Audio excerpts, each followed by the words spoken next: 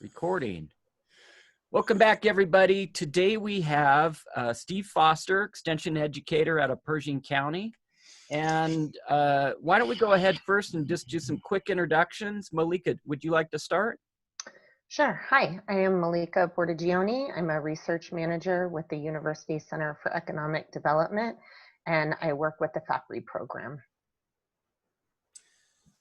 Hi, I'm Mike Helmar. I'm also a research manager with the University Center for Economic Development and the Agricultural Experiment Station. And I work with Malieka on the FAPRI project as well. I'm Tom Harris. I'm a professor in the Department of Economics. I'm a state extension specialist in community development and director of the University Center for Economic Development. So, Bob, take it away. Yeah, well, Steve, why don't you kick it off and tell us what's going on with the Hemp Outlook this year? Hey, Bob, this is a presentation I put together probably last February or March, a little before the Corona pandemic shutdown and all that. So kind of go through, and for anyone that's trying to grow hemp, kind of give an overview here. What we'd like to learn today is different types of hemp production, the important regulations that's involved with it now, some of the production risks, hit lightly on the USDA policies, and then look a little market outlook, and then some predictions for the future on that. So if we look at the hemp background, pretty much it was industrial hemp. We need to point that out. It's not marijuana, although it is cannabis, a genus. Hemp is defined as having less than 0.3% THC. So that's the big defining factor, the difference between hemp and our normal marijuanas or cannabis. It's probably good to know that back in 1937, the Marijuana Tax Act was passed, and it mainly made production of any hemp or marijuana type plants illegal at that time. But since then, in 2014, the federal farm bill allowed research projects. So that's when it kind of started back in the production of hemp. This allowed certain, I guess, universities and that in different states that adopted programs to start doing some research on hemp production. One of them that I got some information was for Purdue University, but since then there's quite a few universities joined in on this. But then in 2018, the federal farm bill then legalized hemp production for commercial use. So that really opened the door up for commercial production of hemp. And that was all based off USDA's approval of state programs that were submitted to the federal government for approval. And of course, that requires testing of the plants to make sure they're below that 0.3% THC. There's different types of hemp production that we need to talk about, mainly 4 types. There's oil seed production. You're producing the plant to produce oil from the seed. There's fiber production, and then we have a hybrid of both those. Plants can produce both the seed and produce for fiber. And then really the big one where most of the people are looking to make a lot of money is the CBD hemp. And that's the CBD oil that's produced from extraction from a plant tissue. So if we kind of compare those two, the CBD versus industrial hemp, the industrial hemp, we can utilize conventional farm equipment that a lot of farmers already have, such as drills, combines, those type of things. But you're planting seeds fairly close together. You're trying to produce a long, tall, thin plant. And that's a whole lot different than we get in the CBD. In the industrial hemp, you're looking at probably planting as close as 4 inches or even less.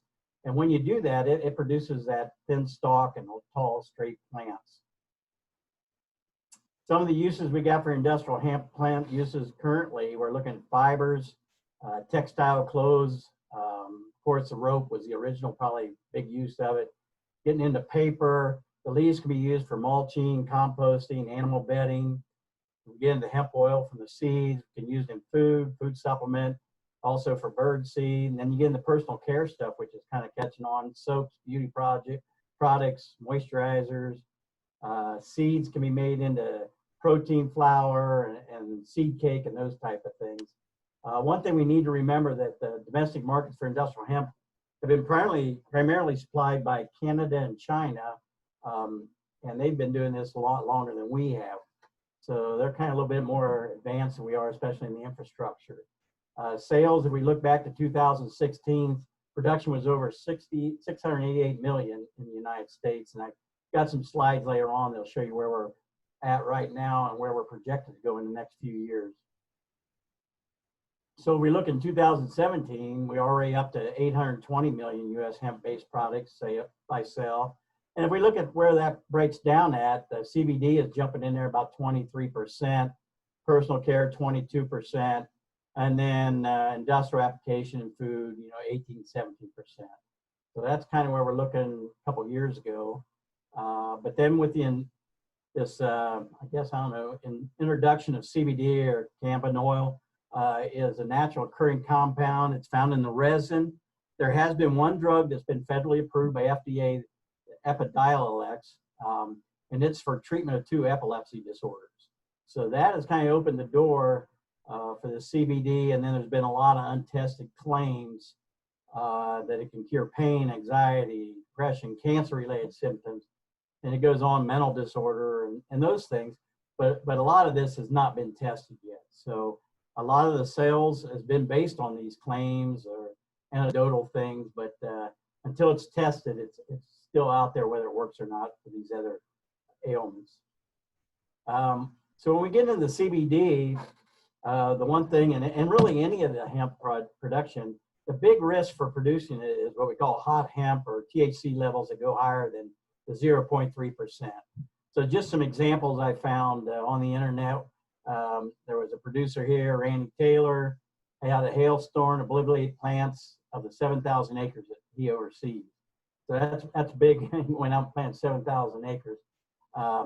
So depending on when that happened, he may not have had insurance for that. And I'll cover some slides later on where there would be some insurance now through USDA that would cover the hail damage. But then he also, so he had mowed down 80 acres of hemp that spiked. So this 80 acres that went over the 0.3%, there's still no insurance to insure producers if you have hot hemp and can reimburse you for your expenses you had in planting that. Here's another example out of Colorado. Yuma farmer says went above 0.3%, and then crop measured at 0.47, which is 0.7, and he had to destroy all that with no income coming out of there, no insurance to cover that. So what are the causes of the hot hemp? That's where there's still a lot of questions, a lot of research needs to be done. We know that when the plant gets stressed, that the THC levels usually go up. So drought, flooding, excessive nutrients, not enough nutrients, heat, cold, etc., can result in these spikes. Also know as that plant gets more mature, that THC eventually goes up too. So genetics and maturity. I talked to some local growers around here and asked them what they thought between genetics and maturity. And they think genetics is related more than anything. But the maturity can. We know that as it goes up, the THC level goes up. And so there's more opportunities for research in this area to see what's causing that. If we look at Nevada and we look at these stressors up the top, we have all these. We can have excessive nutrients, whether it's salts or not enough nutrients. We have the heat, we can have the cold, we have salts, we have, those type of things. If we look at the flooding in my area, we have mainly flood irrigation. So that could cause maybe some more stress than just a normal pivot or something like that. But some of the highest yielders of CBD and other desired cannabinoids are the varieties. So the ones that are producing the most CBD are also maybe more prone to go hot. So that's something you should look at when selecting the varieties. The biggest thing I can recommend, and what a lot of people recommend, is periodic testing. If you have a program through the Nevada Department of Agriculture, they're going to come out and test it before you harvest it anyway. But it would be a good idea to periodically test that plant to monitor the THC levels. So if it is starting to get high, you can harvest it earlier than you may want to, and then kind of avoid that destroying your crop and not getting any income out of it. Some other things, North Carolina State University did some studies, and they looked at nitrogen levels. So they did a research project with rates of 50, 100, 150, 200, 250, and 300 pounds of nitrogen per acre.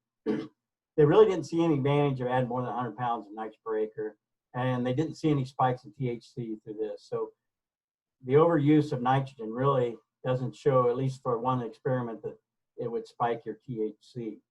However, they did do one with altitude and cooler weather study. So what they did here, they did a study. They planted the same varieties at 703 feet above sea level, and then they went up more altitude at 2,000 feet. Again, the same varieties planted at both locations. None of the varieties at the lower levels or lower elevation had high THC levels, but however, at the higher altitudes, all the varieties tested hot in the mountain area. So that's something, you know, most of our areas are 4,000 feet or above. So that would be something for Nevada growers to really look at and see if whoever you're buying your seeds or your transplants off of have tested or grown these varieties at altitude. So what are some market challenges? We talked a little bit about the risk, but the market challenges. Well, first of all, you need to identify which industry product of hemp you want to grow. Do you want to grow seed production, fiber production, or THC? And then once you've got that, you have to go to the Department of Ag and get your permits. You have to designate where you're going to plant this, where you're going to grow these things. You actually, I think, have to have your seed delivered to the Nevada Department of Agriculture and pick it up there. So first thing you would do is go to the Nevada Department of Agriculture and start the process there. And then you'll follow all the state and federal laws. One of the biggest things, this policy is probably going to keep changing. Again, it started 2018, 2019 was really the first big year. And then, so things may change on that. So be aware of that. If those levels should go lower or more restrictions on maybe where you can plant it, if you have to have fencing, those things may change in the future. When we talk about our market outlook, it's hard to find current market information, mainly because a lot of this is done directly with producers on private contracts. So you'll go to someone that's growing the transplants or the seed, and you might have a contract with them to sell your product back to them. So there's not a lot of public information out there on what the sale prices are and those type of things. So that's something you need to be careful of when getting into contracts with these providers. It can be challenging, for potential growers if you're not really familiar with what the market should be and how they market it. So be aware of that. When we get back to CBD production, again, this is where most of the money is. Again, there's a shortage of research-based information. Hopefully we'll catch up on that, but right now there's just not a lot out there. Price will vary with the market and how the processor will accept the biomass. So they may just accept it as a full plant, different moistures, or maybe certain levels of quality they're looking for that may be a dock from your price that you're receiving. So be aware of all those things when negotiating the contract on CBD production. There's significant risk also. We know that if that market gets saturated, prices could quickly go down. I think later on you'll see some predictions. There was probably a lot of production in 2019 that could affect the prices for this year. When we're talking about CBD production, they got production costs estimated at $13,000 to $15,000 per acre. And a lot of that's due to labor especially, and then also the price you're paying for either transplants or seed. They can run from $5 to $10 per plant, and you're going to be planting maybe 1,200 to 1,500 plants per acre sometimes. So that's a big cost to start out with no insurance if it goes hot that you're going to get your money back. Kind of recommend that if you are getting into this, especially CBD production, that you start small, and you need to have a place to process it. So that's a big one here, especially even if we go back to fiber production. I don't know of any processing plants in Nevada right now. I've talked to some people that want to start some. So, just don't go out and buy something off the internet and expect to sell it to somebody. You should set all that up before you put any money into starting your enterprise. Know your market again, and once again, if those varieties or the genetics or the stressors get you over that 0.3%, you could lose everything. So if we look at the market challenges, again, it's not only a domestic market, but a global competition. If we look at who's been producing it already over the years, they're already ahead of us, especially on infrastructure and processing places like that. But we also have certain states that may be ahead of us. In New York, they were providing this in 2017 incentives for people to to grow hemp. And they had a multi-year $5 million fund, kind of a supplement for people to start producing hemp. So they may have advantage over our Western states or whoever is going to do it. And like I said, Canada and China, long established networks, supply chains, manufacturing facilities and those. So be aware of that when you get into the market. You know, one of the reasons we're in that situation because the federal policy is not allowing us to grow hemp in the past, and now it's changing. You know, these supply chain processing, these are going to take a while to get caught up. And as we go, there may be more restrictions on them. So once they get set up, again, they may be looking for certain quality of a product and those things to market. So you need to be aware of that. One other thing, especially when we're talking about fiber and seed production, you know, what's the cost of your transportation when hauling these around? If you're cutting or harvesting those plants and they have a lot of water in them, you know, it doesn't take a lot before hauling water doesn't become very profitable. So be aware of those things also. How do they want their product or your product delivered? And should be careful, research market, check your costs, check the laws, necessary supply chains, all these before beginning production again. So we get some risk management, and USDA has kind of started on that. We found out February 6, 2020, they announced available 2 programs to protect your crop from natural disasters. So that went back to the hail damage example I gave you earlier. But a pilot hemp insurance program, they have the multi-peril crop insurance, MPCI. It does cover loss of yield because of uninsurable causes of loss for hemp growth or fiber grain or CBD oil. So you know, those things would be in there. And then they also have the NAP, or the Non-Insured Crop Disaster Insurance Program, loss associated with lower yields, destroyed crop, or preventive planning, where no permanent federal crop insurance is available. Now this says preventive planning here, and then I found later on it said didn't cover that. So I would check all these questions, go to your USDA FSA offices and ask them before getting started.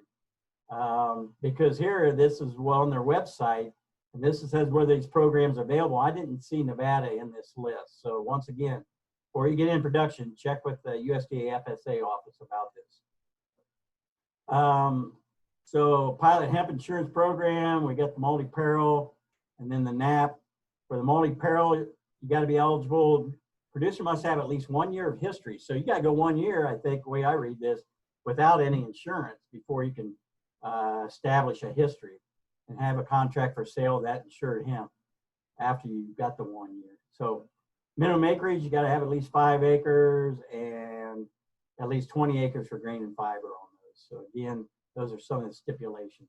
See, it says here, hemp will not qualify for replant payments for preventive planning. Oh, that's under the multi-peril. So the NAP, it may be underneath that. Okay, so once again, if you're over that 0.3, it's uninsurable. So you're not going to get any money back for that.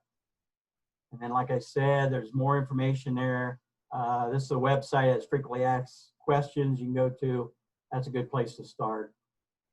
All right. So let's move into the market outlook and trends that we're seeing in the hemp industry so far.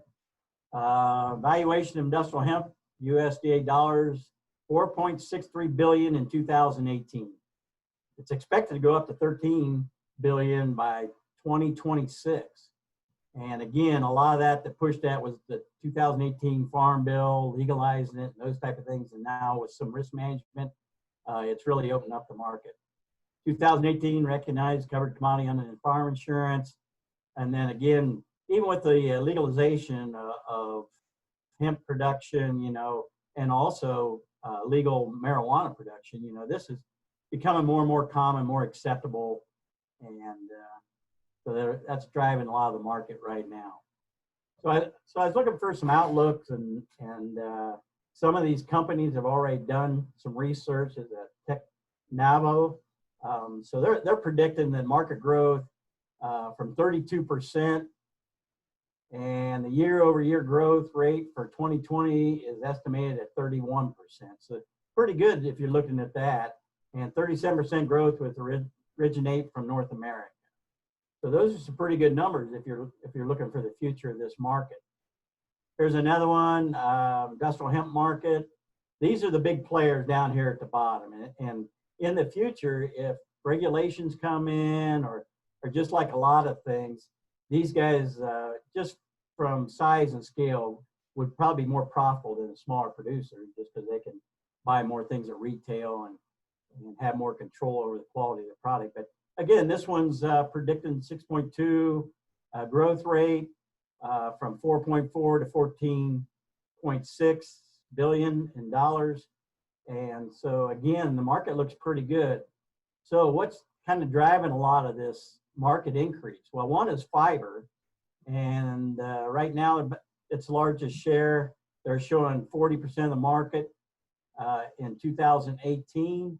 And here's an ad over here I found from Patagonia. They're already producing pants made out of hemp, comparable to the Carhartts, I've heard. So that's pushing a big part of the market. Cosmetics, growth rate of 14% is a big one because they high fatty acid content of the product. Again, the oil seed would be here. And again, these claims probably haven't been proven, but you know, less skin discomfort, soothing, repairing dry, damaged skin. It does everything sometimes. So this is driving part of that growth rate. Organic hemp on this side, its growth rate of 14.5 is forecasted. Good source of omega-3 and omega-6 fatty acids. So again, this could then move into human nutrition, and they claim support our heart and cardiovascular functions and those things. Then at the bottom, you know, these fatty acids, they're claiming preventing several degenerative diseases. So that's driving part of the trend.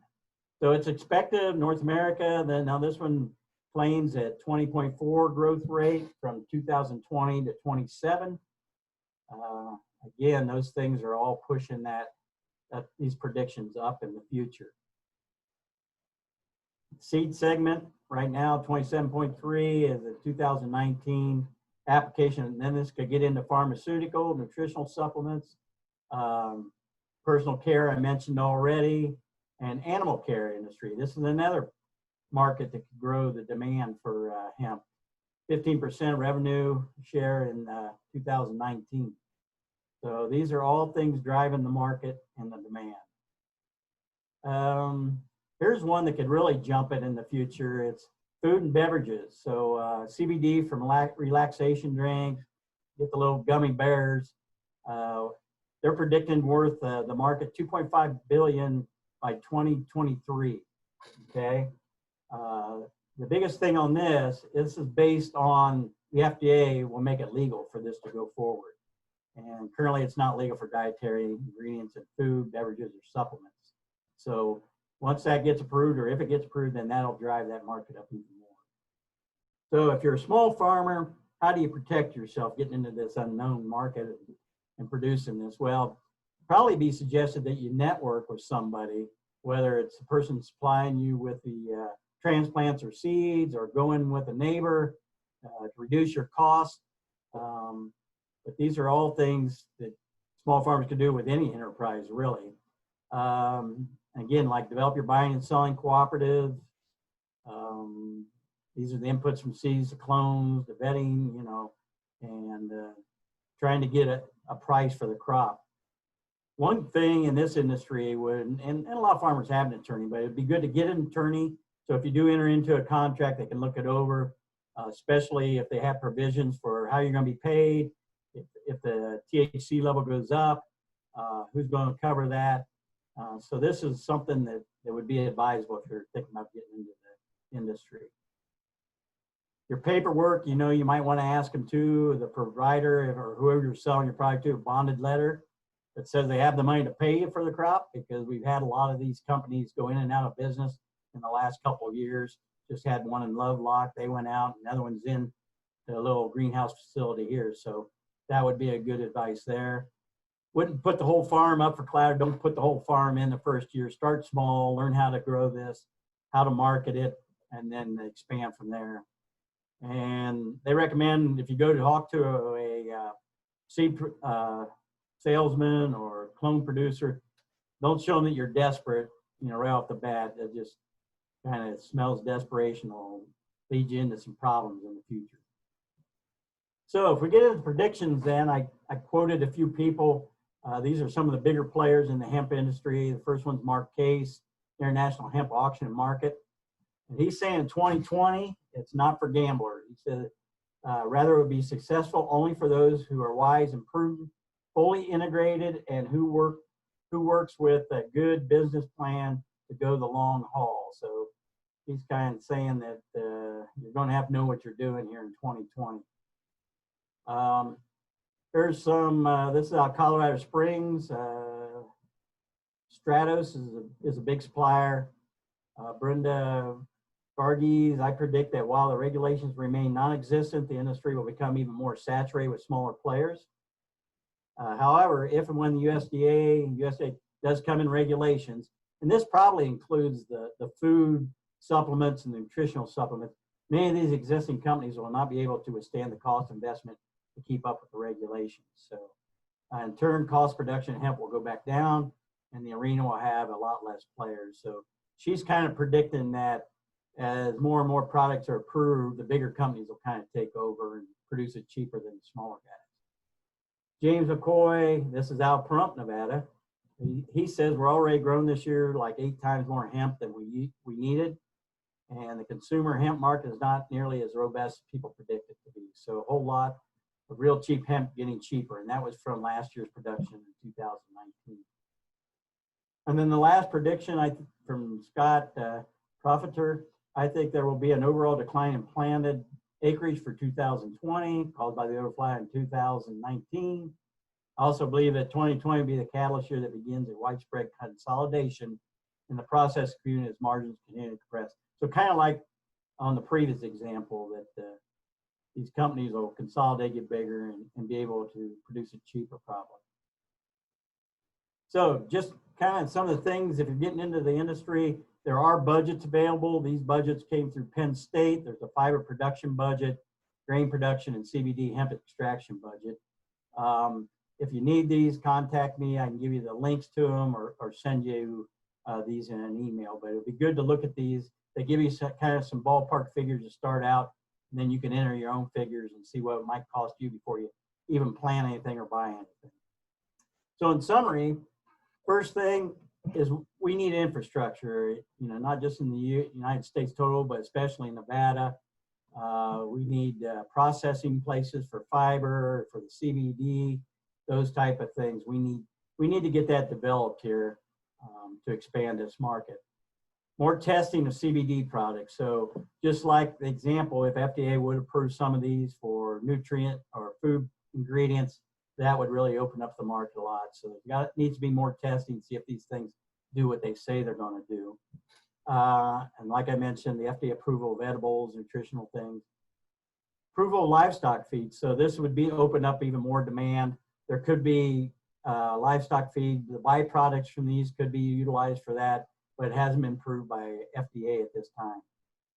Some opportunities, I think, for not just growing, but the genetics, developing genetics for local regions. I think we're going to have to see that because of the stressors that are different in each region in the United States and around the world. So if someone could come up with genetics or work, say, in Pershing County or Washoe County or Eureka or any place like that, then they would be a lot more adaptable and less chance maybe of producing hot hemp in the future. And then, as I mentioned, the processing facilities are a good opportunity. So in closing, that's all I've got. Include a little office humor here. Because I've seen this kid before. He's one who sneaks on my farm and steals my hemp. And the kid says, yeah, I know that guy. He's a farmer who grows that crappy weed. So be sure to mark your, if you're growing hemp, be sure to mark your boundaries of your fields. And tell them it's not marijuana so they don't come out and try to steal your hemp. That's about it. And if anyone's got any questions, we'll try to answer them or get in contact with me. Steve, I have a question. How much hemp is actually being grown in Nevada right now? Do you know? I really don't know. Nevada Department of Agriculture would have those numbers. I haven't checked with them lately on that. In our area, other than the local company here that's producing the seed and the transplants, I really don't know of anyone here. We know there's a larger operation over by Ely. Pahrump, has a processing place and seems to grow some down that way, but I don't have the numbers on that, Bob. Any other questions? I guess I asked a couple just because you got started. It's good information you gave. I had a student in my agribusiness class today, this last semester. Her father has a cattle ranch in Nye County, and he was growing hemp. And one of the things that they brought up was that as compared to alfalfa, it's a low water user compared. Supposedly, if that's true, Steve. And number two, I guess it's a lot of people are saying that it's also has high total digestive nutrient as compared to alfalfa. I don't know if that's true or not. Maybe that's the experiment that the Nevada Ag Experiment Station needs to look at. But I guess you're right. They have to wait for federal authority to give us that to look at that possibility. Yeah, I think that'd be a good opportunity for some research. Again, if we know if we're producing for livestock feed, especially I don't know if it'd be approved for dairy or not with the, because it's got low levels of THC in it, but you would have to then harvest it, at the proper times and that. But I would think you could get some good tonnage off of. If you saw the picture of the hemp grown for fiber or oil seed, you could probably get quite a bit of tonnage off. I remember when Jay Davidson was looking at TEF, one of the main things we found that as you have your crop harvester and everything for alfalfa, it doesn't exactly work with TEF. With some of these people that are looking at it, would they have to really structurally change their equipment? Not the, if you're producing oil seed or fiber crops, no, I don't think you would, because you could use a drill for those. Mm-hmm. And then what I've seen for the harvesting of even the oil seed is they come in with the combine, with a regular, like a small grain head on it, and they raise that way up and just take the top of the plant off, get the seed out, and then they'll come back and cut the stalks, and then they could utilize that for the fiber production too. Now, there is some we're talking about a plant that's grown for rope, so if it gets too far along and you got a head on there and that stuff starts wrapping around, yes, it could be some problems. So. I'm sure there's a lot of Nevada Ag Experiment Station work to be done on this. It's potential. Who's the major foreign competitor? China? Just for the industrial, I know Canada, China, and I think France is a big one too now. Okay. No, it's good information, Steve. Yeah, Malieka or Mike? I just wondered, you showed those market growth projections. I know it can be, timing and getting a hold of those can be challenging. Did that reflect, it seems like there's been a big price drop in 2020 or in the last 6 months or so. You talked about the over planning and which would influence that. Did those projections, were they prior to that price drop? And is the global market seeing the same type of overplanning and price drops as the U.S.? Not real sure about the global, but I know here those probably were out before 2019's production was all recorded, and that's the way I see it. And again, I think most of those projections are predicated on whether it gets approved for soft drinks and those type of things. I think that's what they're really counting on in the future. So, yeah, I don't really know on the global side, but I would assume they would profit from that also.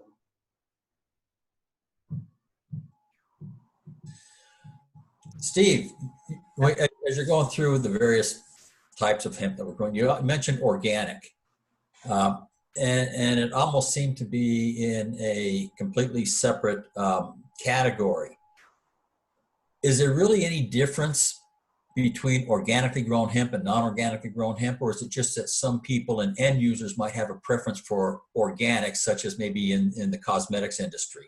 I think the latter there would probably be it, because right now, and they're in the process, but there's really not many chemicals allowed to be put on the hemp. So the idea, especially for the industrial hemp, because it's grown more in an agronomic situation, is you want to get that plant up as quick as you can. Spray before you plant, but then once you plant, you want that plant to come up and choke out all the weeds, because there's really nothing approved right now that you can apply to the plant itself. And of course, then if you get into the production of some of these, like you said, cosmetics or edibles, then people won't want the chemicals on there anyway, probably.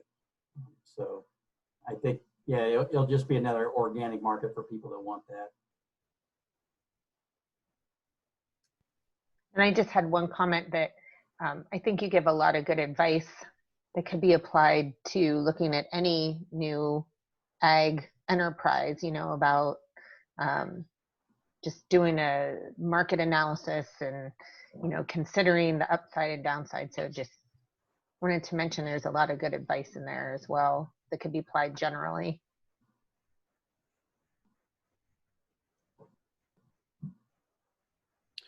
Any last questions? Well, thank you so much, Steve. Maybe we could revisit this topic toward the end of the year and see how the market's doing, and maybe if there's any policy changes that have occurred. And sounds like there's potential opportunity, but some things need to be ironed out. Yeah, I mean, we can get ML and his group down in Vegas to join us and see what they've been discussing down there too also. Great. Well, thank you so much. Really appreciate it. And we'll see you next time. All right. Thanks, Steve. Yeah, thank you, Steve. You got that stuff we might